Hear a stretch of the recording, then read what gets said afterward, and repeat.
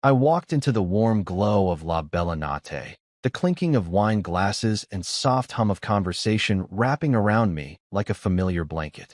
It had been a brutal 12-hour stretch in the ICU, and the idea of a comforting dinner with Claudia had been the only thing keeping me upright through the endless beeps and urgent calls.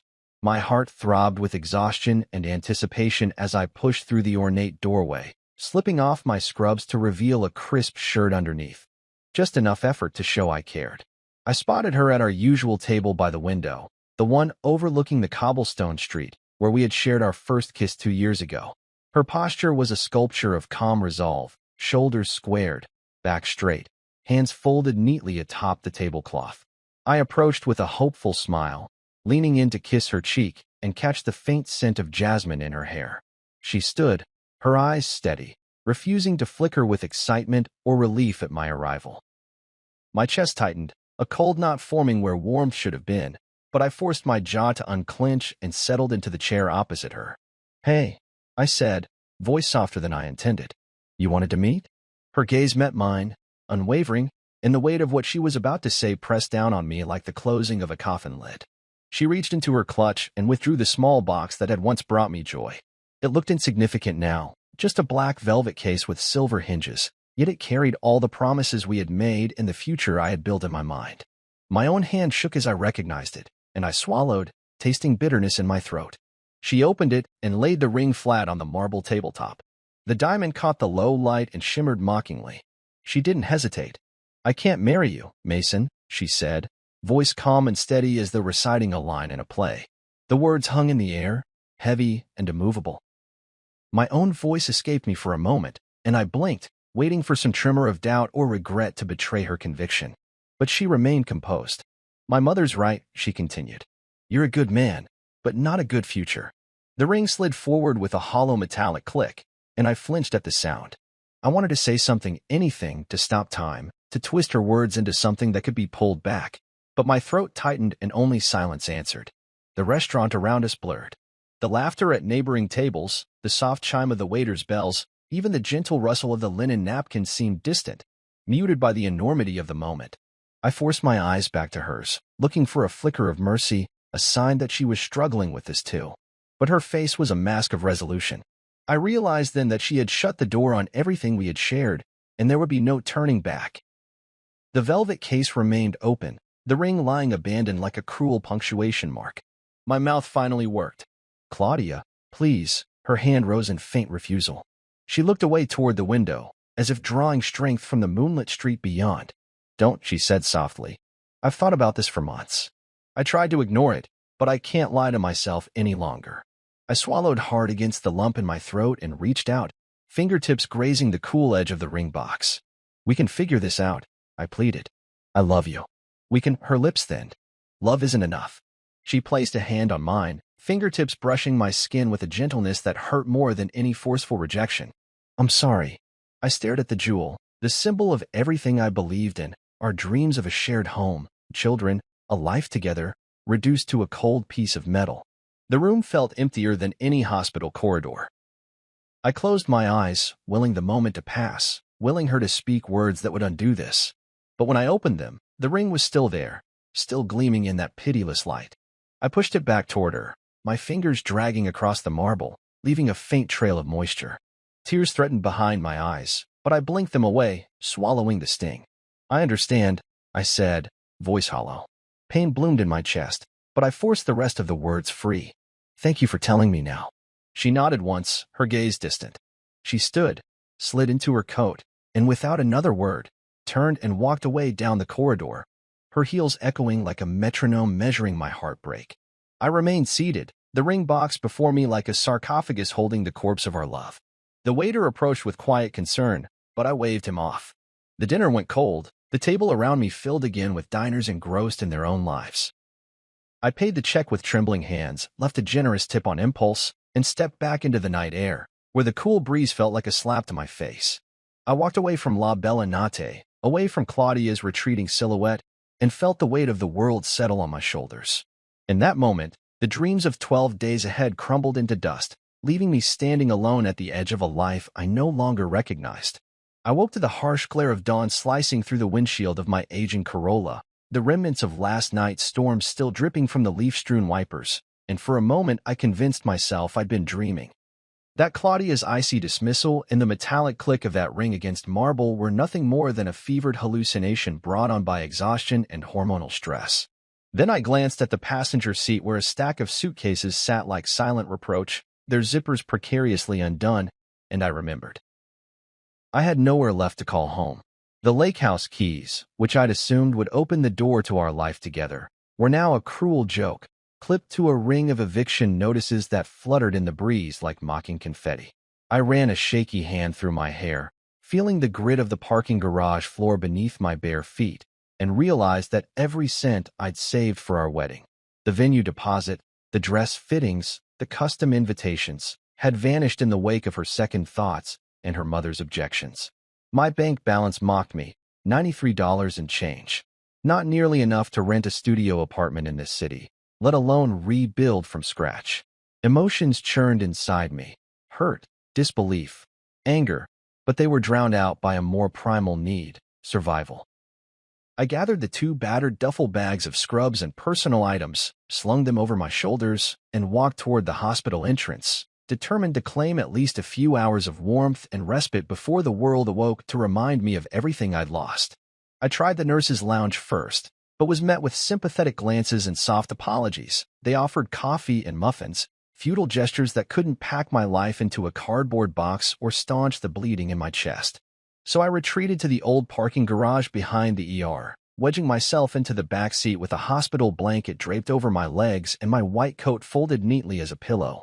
The harsh fluorescent lights overhead hummed perpetually, and every muted footstep and distant pager beep felt like an accusation, reminding me I was a fugitive in my own life.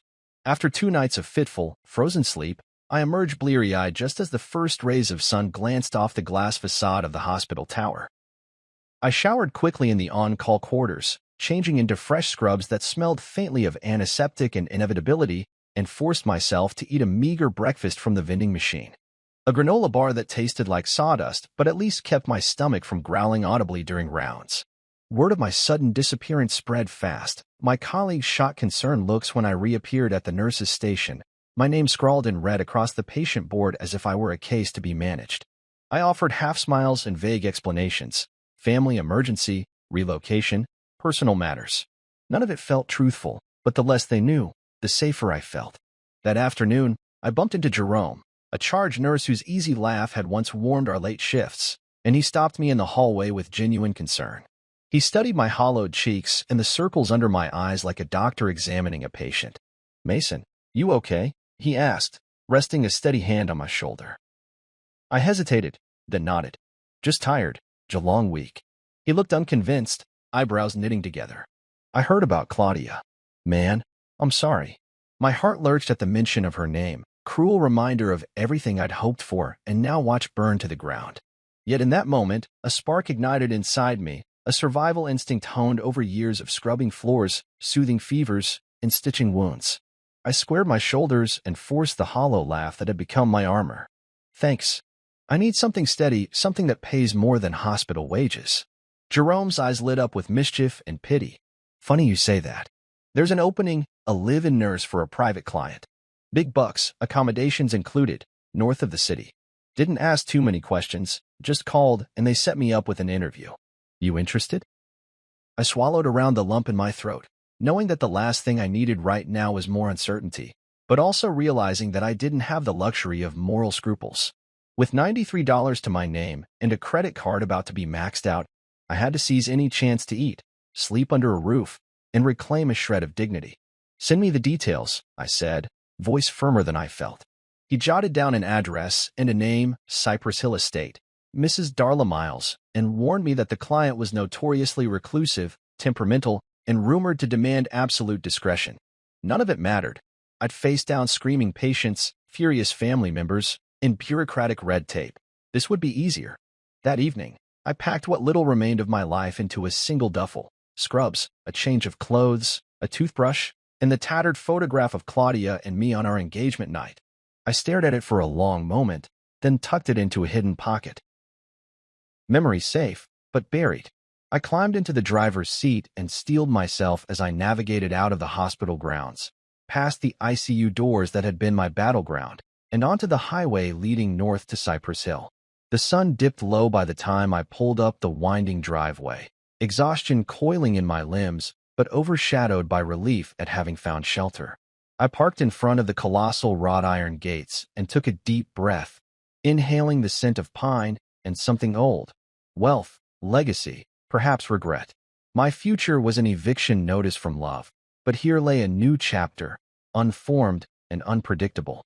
I gathered my duffel, squared my shoulders, and walked toward the fortress beyond, ready to gamble my last $93 on a chance to rebuild more than my bank account, to rebuild myself.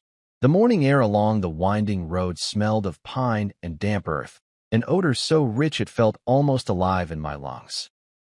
I parked my Corolla on the gravel turnaround and stared at the estate before me, a fortress so vast it seemed to swallow the horizon. Sheets of glass reflected the pale dawn light, steel beams carved into unexpected angles, and dark stone walls rose like sentinels guarding untold secrets. Cypress Hill didn't feel like Earth. It felt like a monument erected by someone who wanted the world to know how little they needed of it.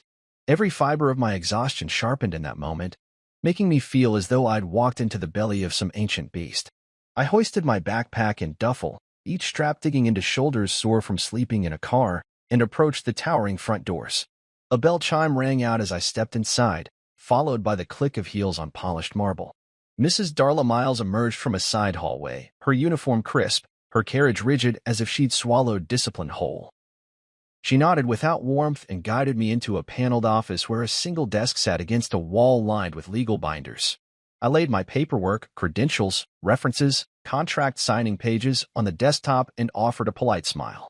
She sifted through each form with mechanical precision, glancing occasionally at the glossy floor-to-ceiling photos of the estate's previous owners. "Mr. Locke," she began, pronouncing my name like an accusation, "this position is live-in, 24/7. You will follow protocol at all times. No guests. No deviations. The patient is delicate." I cleared my throat, trying to muster confidence. "I understand, Mrs. Miles." She looked up, her gaze slicing like a scalpel. "Good. You start now." She handed me a master key and pointed down a corridor. "Room 5. Meals in the staff wing. Shift ends when you're dismissed. If there's an emergency or a question, I expect you to find me immediately." "Understood." "Yes, ma'am." My voice echoed in the high-ceilinged hall, and I felt small under her scrutiny. I followed her lead down a series of hushed hallways where every door wore a brass placard and every corner held security cameras. The only sound was my boots crunching against the stone floor. Finally, we arrived outside a large suite with frosted glass windows. She handed me another key. "This is your room and bathroom. The patient's quarters are on the next level. Familiarize yourself with both." She spun on her heel and marched away, leaving me alone in a foyer furnished with a dark velvet bench and one small painting of a stormy sea. I took a deep breath, steadied my nerves, and let myself into my new quarters. The room was unexpectedly comfortable. Soft carpeting, neutral walls, a bed made up with high thread count sheets, and a small desk beneath a window overlooking manicured gardens. A stack of towels and neatly folded scrubs lay on the bed. I unpacked quickly, placing my few personal items. My toothbrush, a photo of my late grandmother, and my faded medical school ID on the nightstand. I drained the bathroom sink in a rush, letting water sluice away sweat and anxiety, then changed into a fresh pair of scrubs. It was nearly 8 o'clock by the time I settled into the staff dining area, a long communal room with a polished oak table and a server station stocked with cereal boxes, fresh fruit, and pre-made omelets. 2 other nurses sat in silence, eating under the low hum of recessed lighting. They glanced up warily as I approached and offered polite nods. I ladled eggs onto my plate and sat at the end of the table, careful not to interrupt anyone's space. Conversation felt forbidden. I stuck to my food and the quiet ticking of a wall clock. After breakfast, I went in search of Rowan Vale's room. Signs pointed me to a private wing accessed by a narrow staircase and an aged elevator with ornate brass trim. The air in that corridor felt cooler, as though the walls themselves were attempting to keep something contained. I pressed the button for the second floor and stepped out onto a balcony overlooking a sunken courtyard, where a lone fountain burbled amidst trimmed hedges. A smell of damp stone drifted upward, mingling with the scent of lavender from potted plants. The door to room 11 gleamed black with chrome accents. I paused, hand on the knob, listening for any sound, a cough, a sneeze, a muffled groan. The world beyond was hushed. I took a breath, reminded myself this was a job, not a ghost story, then stepped inside. The room was a blend of modern minimalism and hospital functionality. A plush leather sofa facing a panoramic window, a sleek medical bed with rails, and by the window, a state-of-the-art wheelchair. For stands and monitors lined one wall. I found him immediately. Rowan Vale sat in the wheelchair, rigid posture, his dark eyes fixed on the forest beyond as though expecting it to move in his favor. He wore a pale gray tracksuit that matched the cool palette of the room. His hands rested on the wheels, knuckles white. He didn't turn as I entered. "Mr. Vale," I said softly, clearing my throat. His eyes flicked over me in a scan of indifference. "You're the new one," he said without inflection. "Darla said you'd arrive before noon." His voice was calm, gravelly, and carried the weight of someone who had spoken too many harsh truths. I swallowed, attempting steadiness. "Yes, sir. I'm Mason Locke, your new nurse. I'll be assisting you with your medications, vitals, and any—" He cut me off with a slight gesture. "Save your speech for HR. I don't need pep talks. Just don't screw up the basics. Pills on time, charts filled, and no surprises." He turned back to the window, shoulders squared as if I were already a minor inconvenience. I found my clipboard and began introductions to the schedule, the therapy protocols, and the medication list, but his attention stayed 50 feet outside the window.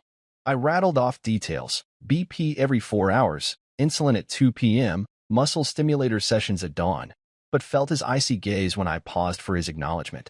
He said nothing. Finally, I closed my clipboard. "I'll get started. If you need anything, ring for me." I nodded, though he didn't look. I stepped out, heart pounding, aware of the silence that swallowed me as I left. The weight of the estate pressed in from all sides, the corridors and rooms filled with wealth and secrets and a patient who made it clear he intended to test me. And yet, in that silent showdown, a spark of determination kindled inside me. I hadn't survived the hospital just to collapse at the first sign of an icy recluse. I squared my shoulders and headed back toward the staff wing. The fortress might feel like earthless rock and steel, but I had a mission: find solid ground beneath my feet and prove I belonged. I steeled myself as I crossed the threshold into Rowan Vale's private quarters, hands gripping the cool metal of the doorframe for a moment before I pushed it open. The room felt smaller than I'd imagined. Walls painted in muted grays, blackout curtains drawn halfway to shield the afternoon sun, and furniture arranged with precision that hinted at control rather than comfort. In the center, beneath a narrow shaft of light, Rowan sat in his sleek black wheelchair, back perfectly straight, head tilted slightly so that his dark eyes were fixed on the grove of pines outside. He wore a black compression shirt that hugged lean muscles sculpted through years of athleticism, now rendered inert below the waist. His jaw was set, and the sharp lines of his face were unmoved by surprise or curiosity when I entered. Instead, he murmured to himself, voice low. "Another one," and then louder, addressing the empty space beside him. "What's the bet this time, Darla?" 3 days. A cold ripple slid through me, but I refused to flinch. I cleared my throat, reminded myself this was why I'd come: to work, to survive, to rebuild. "Mr. Vale," I said, voice steady though my heart pounded like a caged animal. His head snapped toward me, eyes narrowing as though I were a specimen under inspection. He let out a short, humorless laugh. "So you survived the first obstacle," he said, voice smooth and measured, yet carrying an undercurrent of challenge. "Welcome." I nodded once, unwilling to shrink. "Thank you. I'm Mason Locke, your nurse." He appraised me. Every detail, the crease in my forehead, the slight tremor of my hands, the way my shoulders rose and fell beneath my scrub top. He leaned forward and clicked his tongue against the roof of his mouth. "Nurse Locke," he echoed, tasting the name. "I've gone through 5 of you." They all left when I reminded them how useless they were. His words landed like punches. I kept my face impassive. "I don't plan to leave," I said, though even I could hear the quake in my voice. He studied me for a long moment, and I felt as though we were trapped in a silent duel. Finally, he leaned back, eyes returning to the window. "All right, Locke," he said, tone flat. "Let's see what you've got." A slow exhale escaped me, relief mingled with fresh nerves. I swallowed and consulted my pad. First, let's run through your morning medications and check your vitals. Blood pressure, heart rate, O2 saturation. He made a dismissive gesture. Do what you have to do. Just don't expect any gratitude. I moved with practiced efficiency, rolling the four stand toward him on silent wheels, assembling the syringe and saline flush. As I prepared his morning dose of pain medication, I kept my movements deliberate and calm, suppressing the urge to fidget. He watched every motion, expression unreadable, like a judge marking down each potential error on an invisible scorecard. His wheelchair was positioned so precisely that the sun struck the metallic spokes just so, casting slender shadows on the carpet. I chronicled numbers: 78, 110, 98%. My pen scratch paper. All within normal parameters, I said, offering him the chart. His eyes flickered to the sheet, then back to me. Good, he said quietly. Keep it that way. I cleared my throat and pressed on. Physical therapy starts at 4:30 today. Mrs. Miles wants you on the parallel bars for 30 minutes. His lips curled into a half smile, rare, almost predatory. She's killing me, he muttered, and then louder, but I'll live. I nodded, suppressing my reaction. I'll be there to assist. He stared at me in silence, as if testing whether I believed my own words. At length, he sighed, a rough, exasperated sound I hadn't expected. Look, Locke, he said, tone shifting imperceptibly from disdain to something softer, worn, almost weary. I didn't ask for this life. I was on top of it all. Marathon times, mountain climbs, boardrooms.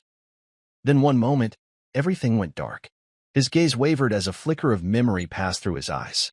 I waited, silent. He shook his head and cleared his throat. Don't pity me, he snapped, regaining his composure. And don't offer encouragement. Just do your job. I nodded, heart thudding. Understood. I straightened, gathering used supplies and stacking them neatly. At the door, I paused. If there's anything you need, within reason, don't hesitate to let me know. He regarded me for a moment, weighed my sincerity, then nodded curtly. I pivoted on my heel and left, closing the door softly behind me. In the hallway, I exhaled, tasting relief and the beginnings of a plan. He was testing me, yes, pushing me toward that hypothetical 3-day deadline he'd mentioned. But I was no ordinary caretaker. I had a fire lit by betrayal, desperation, and a promise to myself that I would endure. When I returned to the staff wing, I realized that the first glance between Rowan Vale and me was less an introduction and more a gauntlet thrown. I picked up the pace, ready to meet the challenge. For the first time since stepping onto this property, the estate felt less like a prison and more like a proving ground, one I intended to master. That night, the wind rattled the great windows of Cypress Hill like invisible fists, and I lay in my bed wide awake, mind replaying every curt word Rowan Vale had spoken earlier. The darkness in my room felt alive, each piece of expensive furniture casting long, monstrous silhouettes across the floor. My stomach tightened as I wondered if I was making a mistake, but exhaustion finally claimed me, and I drifted into a fitful sleep. An hour before dawn, I awoke to an uneasy sense of movement. The corridor beyond my door was silent, save for a faint metallic creak, like the hinge of a door unaccustomed to use. Eyes open, heart pounding, I slipped out of bed and grabbed the flashlight from the nightstand. I secured the door behind me and crept into the hall, every step measured on the plush carpet. The mansion was otherwise still, no hum of TVs, no clink of dishes in the kitchen. Only that creak, coming now from the west wing. I moved toward it, flashlight beam dancing across framed paintings of long-dead aristocrats. The corridor ended at a set of double doors marked Gym. The soft light of the room spilled into the hallway. I hesitated, breath catching in my throat.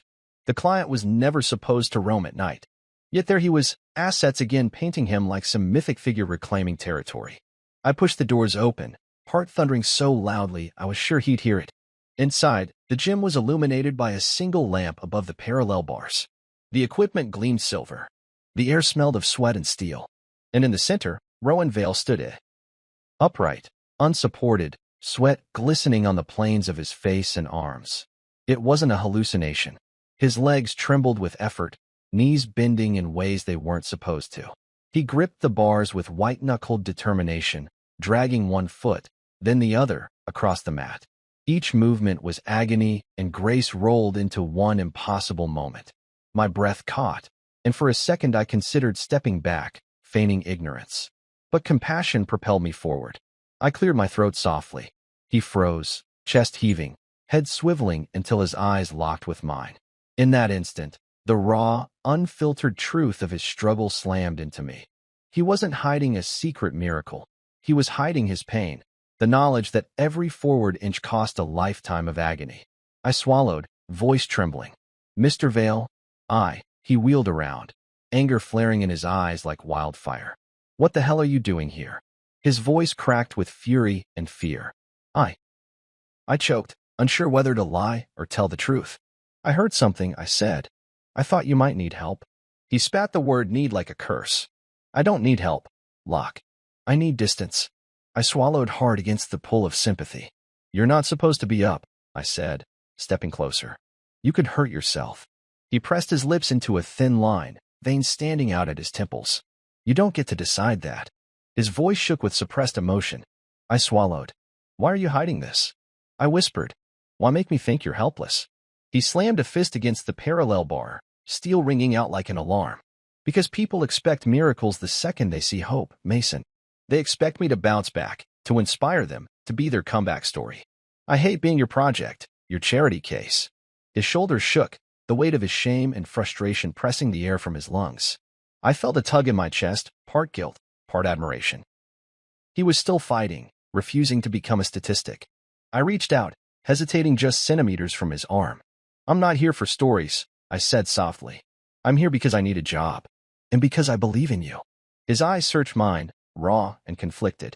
After a long moment, he let out a ragged breath and released one side of the bar, allowing himself to lean back into the wheelchair.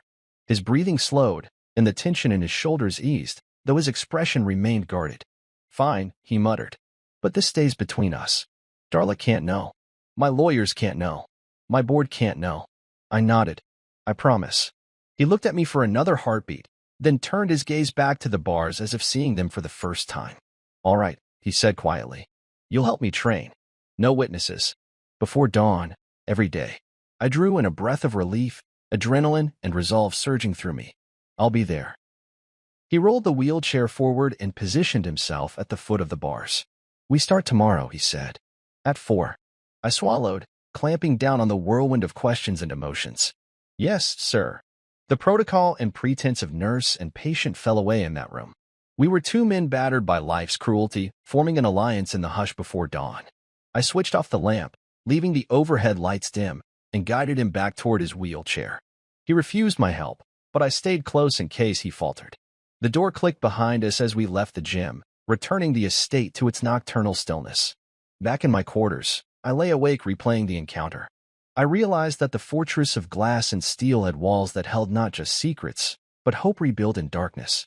Come sunrise, we would train in silence, forging strength from pain, and in the process, he would teach me more about resilience than any hospital ward ever could. The first light of dawn seeped through my window as a pale promise, and I rose before my alarm, heart pounding with a strange mixture of fear and anticipation. My body ached from 2 days of living on adrenaline and restless sleep, but I moved with a clear purpose now, packing my bag for what felt less like a job and more like a mission. By 3:45 a.m., I was in the quiet hall outside Rowan Vale's suite, the corridor cool and silent except for the distant hum of the estate's security system. I checked my watch twice, then rapped on his door. No answer. Steeling myself, I turned the handle and slipped inside. He was already there, wheelchair pushed back beside the parallel bars, silhouette rigid in the dim light. His head tipped toward the window, as though he were gathering courage from the half-light outside. I squared my shoulders and cleared my throat. Morning. He didn't acknowledge me, his gaze still fixed on the equipment. I set my bag on a small stool and pulled out his chart. Vitals are normal, I said, voice low. Breakfast in the staff wing at 6. He finally turned toward me, brows drawn tight. Don't talk, he said. Not now. I nodded, closing my mouth.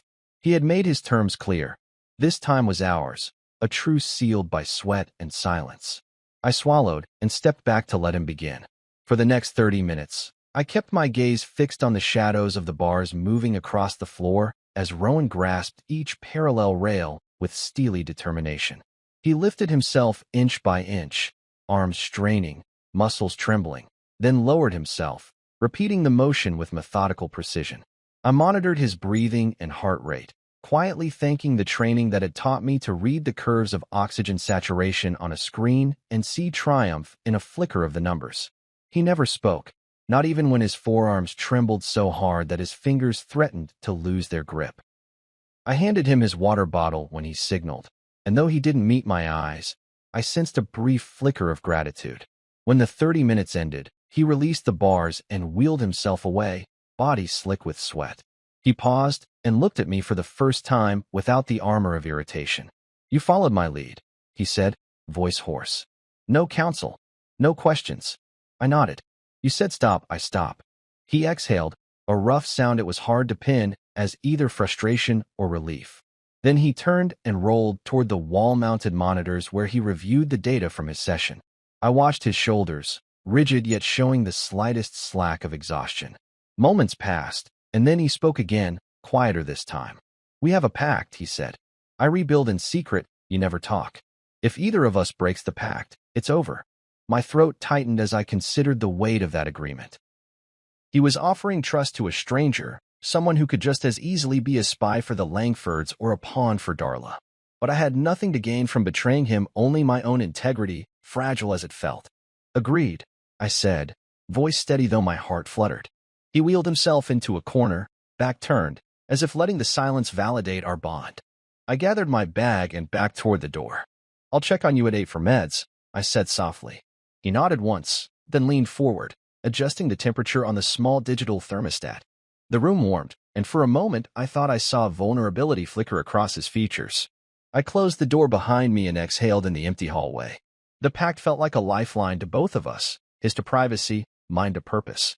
By the time I reached the staff wing for breakfast, the estate was stirring to life.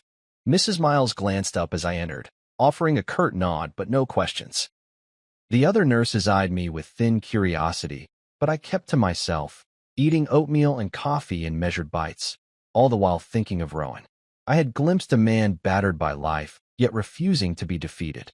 That morning, as I reviewed his charts and double-checked his medication schedule, I realized the pact meant more than secrecy. It meant shared stakes. If he failed, I'd lose the job that had saved me from homelessness. If I betrayed him, I'd lose the only person who'd shown real drive in this fortress of wealth. The day unfolded with the usual rounds and admin, filing paperwork, checking dosages, coordinating with the kitchen for his dietary needs. Each task felt smaller now, mere mechanics supporting our deeper alliance. When midday came, I paused outside his door, hesitating before knocking. His voice called me in, quiet yet authoritative. I stepped inside to find him seated at the small reading table by the window, a stack of legal documents before him. I placed his lunch tray, grilled chicken, steamed vegetables, a side of fruit, on the nearby counter. He turned to me, eyes unreadable. "I've been thinking," he said. The words tumbled out cautious. "About the board meeting next week. Sterling Crane will push hard for the acquisition. They'll be looking for any sign of weakness." I nodded. "Your progress today is the first measurable improvement in months," I said. "If they see the data, they might back off." He studied me, jaw twitching. "Yes, if they see the data." He reached for his water and took a deliberate sip. "But I need more. I need to walk." My heart thudded. "Walking unassisted?" I asked, tone careful. He looked toward the window again, face half-lit. "Tomorrow. I think I can manage 20 feet. I took a breath, balancing hope with caution. "I'll be right there with you." He gave me the briefest nod of acknowledgement and turned back to his documents. As I left, I felt the pact settle around us like armor. We were no longer patient and nurse, but conspirators in a fight against expectation and despair. The fortress walls of Cypress Hill held more than marble and steel. They held two men bound by necessity and respect, each determined to reclaim something vital. And as I headed back to the staff wing, I understood that this was no longer just a job. It was the beginning of something neither of us could face alone. I was sorting charts in the small nurses' station off the west wing when I heard a voice, rich, arrogant, echoing through the corridor like a declaration of ownership. The sound drew me out toward the grand living room where I often passed during rounds and stopped short in the doorway.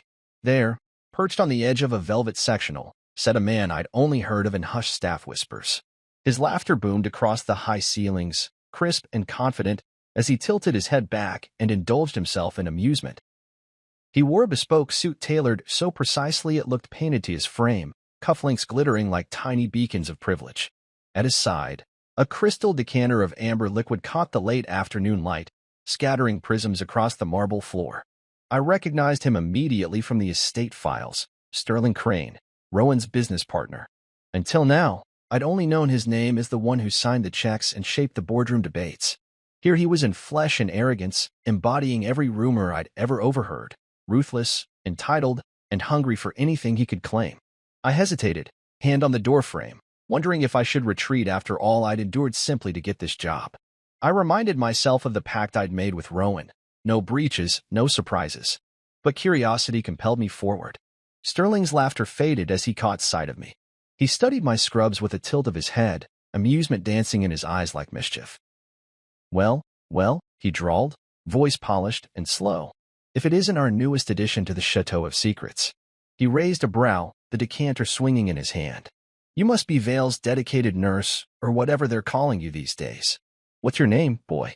His use of boy felt deliberate, as though he sought to establish dominance. I squared my shoulders, refusing to shrink away. Mason Locke, I replied evenly. I'm here to care for Mr. Vale. He chuckled, a sharp sound that brushed nerves raw. Care? That's one way to put it. I prefer asset management. After all, Rowan's assets have depreciated significantly since the accident, don't you think? He set the decanter on the coffee table and leaned forward, hands clasped.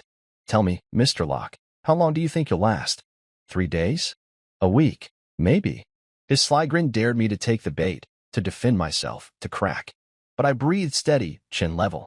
I'm not here to impress you, I said quietly. I'm here to do my job. Sterling's grin sharpened. Ah, but you see, everything here is a performance.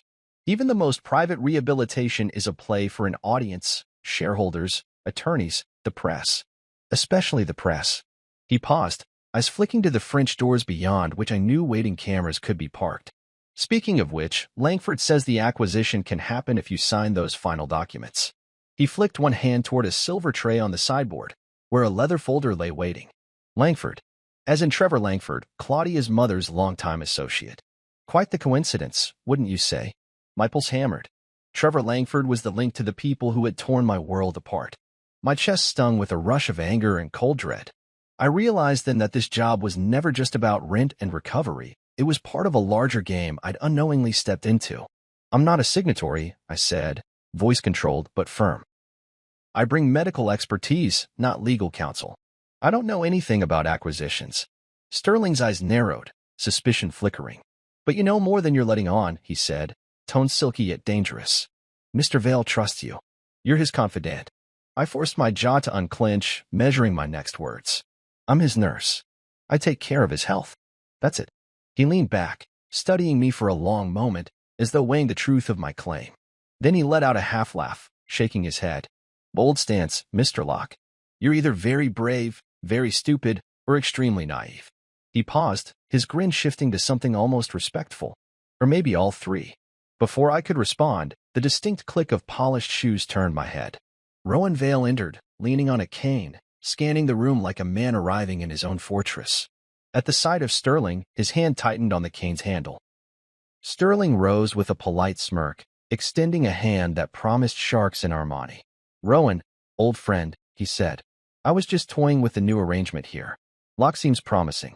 Rowan's eyes flicked to me, and I sensed disappointment mixed with concern. He didn't shake Sterling's hand. Instead, he nodded curtly and leaned heavily against the chaise. Sterling's gaze slid back to me. I hope you're aware that loyalty is a luxury in our world, he said softly. Your choices here could make or break many of us.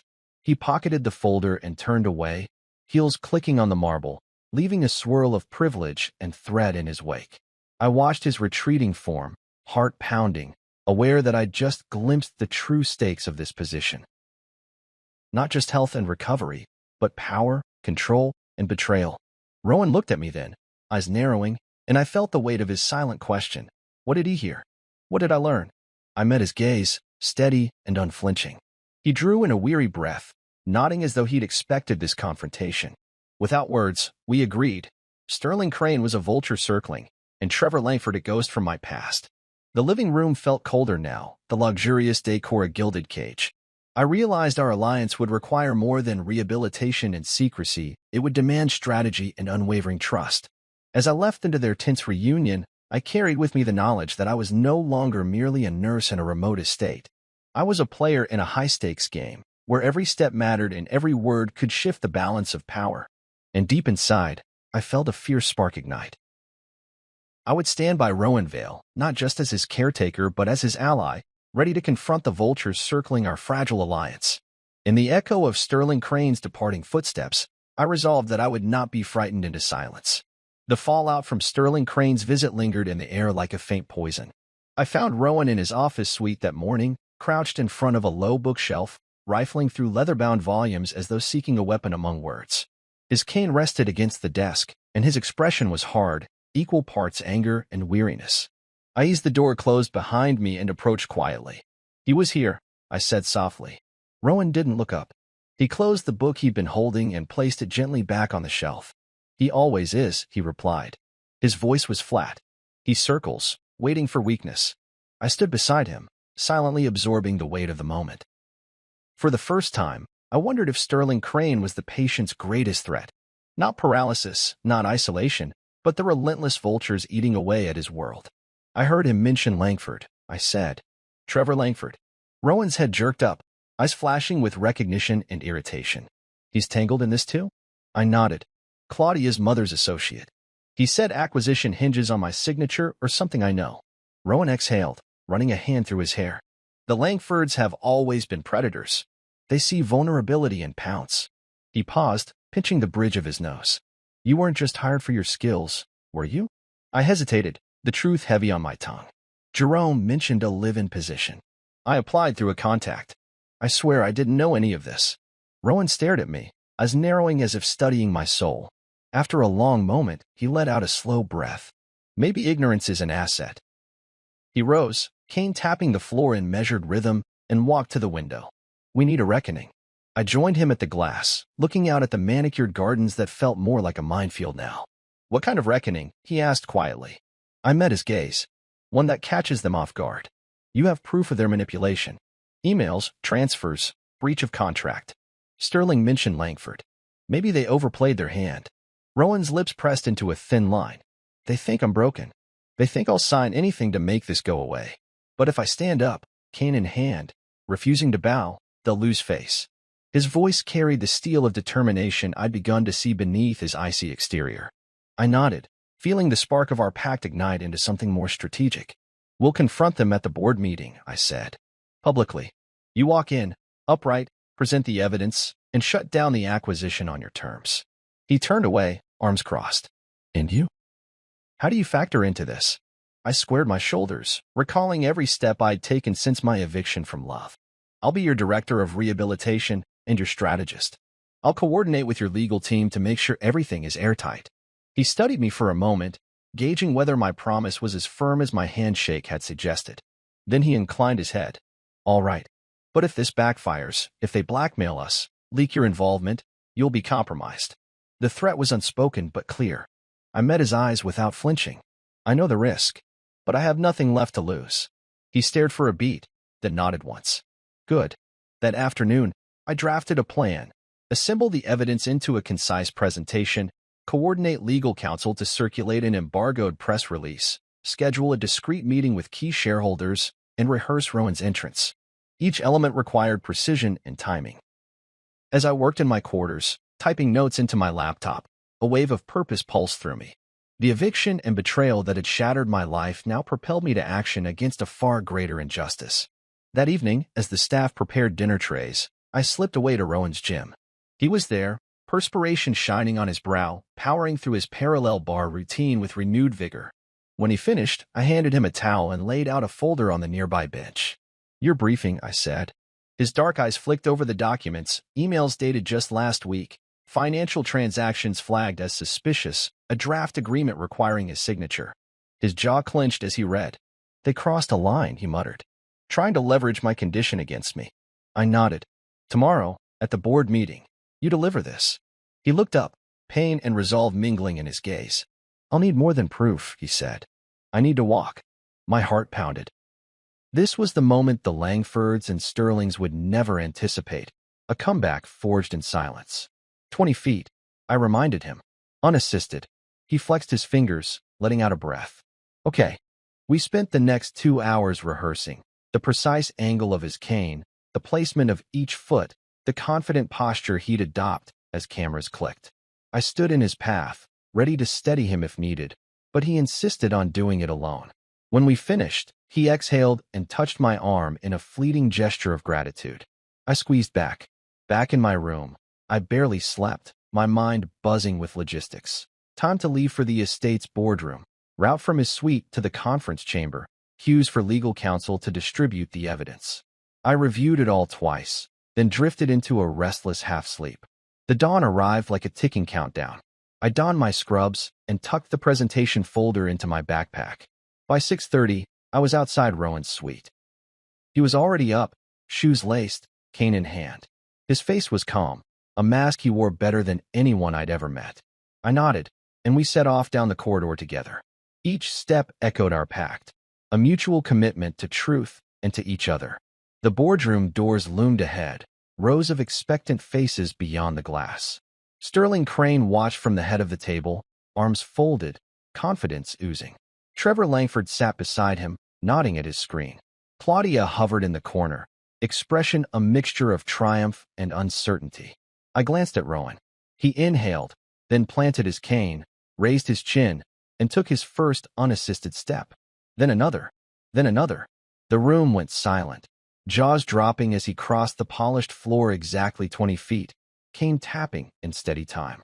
When he reached the podium, he paused, cane upright, gaze sweeping the assembled. I stayed at the doorway, heart pounding, ready to step forward with the evidence. Together, we were ready for the reckoning.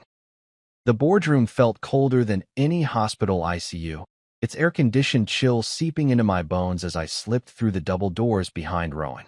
A long, polished mahogany table stretched before us, flanked by leather chairs occupied by the faces of power. Sterling Crane's smug smirk still fixed in the chair at the head, Trevor Langford's clipped nod, Claudia's strained composure, and a half-dozen stern-looking directors in tailored suits. I stayed by the wall, shoulder pressed against the wood paneling, clutching the dossier of evidence I prepared. My heart hammered with the weight of what this moment meant, the culmination of months of secrecy, training, and alliance forged in the hush before dawn. All of it came down to this. Rowan advanced toward the head of the table, each step measured, his cane tapping a quiet tattoo of perseverance. The room's chatter fell into a pin-drop silence as he reached the podium. I watched him rise to his full, if measured, height, his shoulders back, gaze unwavering. Sterling's lips twitched, but he didn't interrupt. Trevor Langford's eyes narrowed, surprise flickering at the sight of Rowan walking unassisted. Claudia sat motionless, face a mask of disbelief and something darker, regret, guilt. Rowan cleared his throat, and every eye turned to him. "Thank you all for gathering on short notice," he began, voice steady, betraying none of the tremor I knew he felt inside. "I understand you have an acquisition vote scheduled today, one that hinges on demonstrated stability and leadership." He paused, letting the implication hang between them. "However, before any decision is made, I have information you need to consider." At the back of the room, I caught Sterling's lips tighten and saw Langford shift in his seat, unease rippling across his polished features. Rowan held up the dossier, a thick stack of marked-up emails, financial records, and signed documents. "These communications," he said, blade sharp, reveal a deliberate campaign to exploit my injury, manipulate share values, and force a sale under false pretenses. Murmurs rippled around the table. I stepped forward, placing the dossier on the tabletop. "Board members, please review the evidence." Directors leaned in, brushing through the pages. I watched their expressions darken as Sterling frowned and Claudia's hand stiffened on the arm of her chair. Rowan continued, voice unwavering. "You'll see emails from Ms. Langford's office discussing timing of press releases, projections of public sympathy, and instructions to delay critical medical updates. You'll see bank transfers earmarked for consultants whose sole purpose was to fabricate market concern. And you'll see my signature forged on an agreement to sell." Trevor's face went ashen. He opened his mouth, then closed it, searching for words. Rowan held up a hand. "Let me finish." He drew in a breath, cane tapping once against the floor. Your fiduciary duty is to the company and its stakeholders, not to personal vendettas or opportunistic takeovers. I'm not broken. I am rebuilding stronger, smarter, and more determined than ever. He paused, letting the weight of those words settle. Then he nodded to me. I advanced and clicked on the projector remote. The screen behind Rowan lit up with a slide showing a timeline of the conspirators' actions, color-coded to highlight their deceit. Directors exchanged mutters. Sterling's jaw tightened. Claudia's eyes filled with tears I could not read his remorse or fear. Trevor looked ready to vanish into his designer's suit. Rowan stepped forward again, voice rising. I refuse to be a pawn in your game. I will continue my rehabilitation on my terms, and I will lead this company forward. If you vote for acquisition now, you do so with the knowledge of your own complicity. Silence ruled the room for a beat, so long I worried reality would collapse under its own tension. Then the senior-most director, the one who'd chaired for decades, tapped the table with his gavel-like knuckles. I move that all acquisition talks be suspended immediately pending a full independent investigation. Sterling rose to protest, but the director's gaze cut him off. Is there a second? Claudia, voice barely above a whisper, said, I second. A murmur of agreement spread. Hands rose in unison. The motion passed unanimously. Sterling sank back into his chair, lips pressed tight, eyes darting to Rowan, then to me as if trying to trace the source of this unexpected coup. Trevor Langford glowered but said nothing. Claudia wiped her eyes and rose, tentative, contrite, and approached Rowan. She placed a hand on his forearm. Rowan, I'm sorry. He looked at her, his expression unreadable. After an agonizing moment, he nodded once. She turned away, head lowered. The room exhaled, relief and tension mingling like clouds before rain. Rowan stood tall, cane planted firmly beside him. I stepped forward, heart still thrumming. I'll coordinate with legal, I said softly. Evidence is secure. Next steps are up to you. Rowan nodded in gratitude, then turned to the board. Thank you, he said. Let's rebuild. As we left the boardroom, the corridors felt brighter, sunlight streaming through stained glass panels, illuminating marble floors that no longer felt like a cage. Rowan paused, resting a hand on a carved banister. You did well, he said quietly. I forced a smile, feeling a mixture of relief, pride, and exhaustion. We did it together. He looked at me with something approaching warmth. Yes, together. In the silence that followed, I realized the reckoning had given us more than victory over vultures and betrayal. It had forged trust and purpose in a world built on wealth and power. And in that moment, I knew that neither of us would ever be the same, and that this alliance, born of necessity and strengthened by courage, would endure far beyond Cypress Hill's walls. I followed Rowan down the winding gravel path of the garden just before sunset, the sky bleeding shades of lavender and rose across the horizon. His cane tapped against the stones in confident rhythm, and with each step, the walls of Cypress Hill seemed to loosen their grip on both of us. It had been weeks since the boardroom showdown, weeks of quiet mornings in the gym, afternoons spent devising new rehabilitation routines, and evenings where laughter echoed off glass walls as we tested recipes in the kitchen. Today felt different. Today, he walked without hesitation, his steps deliberate and unassisted, as though he'd reclaimed more than mobility. He'd reclaimed himself. I kept pace beside him, breathing in the scent of jasmine and pine. The estate, once a fortress designed to isolate, now felt alive with possibility. Hedges that had once looked like prison bars now formed gentle arches over flowered walkways. The distant fountain tinkled against the hush of cicadas, a reminder of small mercies. Rowan paused at the wrought iron gate overlooking the lake. He turned and offered me a small, genuine smile, rare, and all the more luminous for its scarcity. I nodded, heart pounding with pride. Sometimes I still can't believe it, he said, voice soft as he pressed his palm to the cool ironwork. I thought I'd spend the rest of my life bound to that wheelchair. His gaze drifted over the water, painted gold by the dying light. I kept waiting for someone to come along and tell me to give up. I rested a hand on his shoulder, firm and steady. You never gave up. You pushed yourself every morning before dawn. I just held the clipboard. My words felt inadequate, and yet they were true. He had been the engine behind every small victory. I had only been the witness and the cheerleader. He looked at me, eyes reflecting the shifting light. You stayed, he said simply. even when you could have walked away. His tone held no reproach, only a quiet wonder. I looked away for a moment, collecting my thoughts. The memories of sleeping in my car, the sting of Claudia's rejection, the sterile hospital corridors, all of it had led me here, to this reclaimed self standing beside a man I'd come to respect more than any title allowed. I stayed, I repeated, voice steady. Because for the first time, someone didn't ask me to be more than I was. They asked me to be real. I met his gaze, searching for any hint of regret or mockery. But his face was open, vulnerable in a way I'd never seen. He nodded, a slow, deliberate motion. Real, he echoed. Then he laughed, a low, relieved sound that carried across the courtyard. I suppose that's all anyone ever needs. We walked on in companionable silence, the path tracing a gentle arc back toward the main house. Lanterns flickered on automatic timers, casting soft pools of light onto stone steps. I realized that neither of us had spoken of the acquisition rumors since the meeting.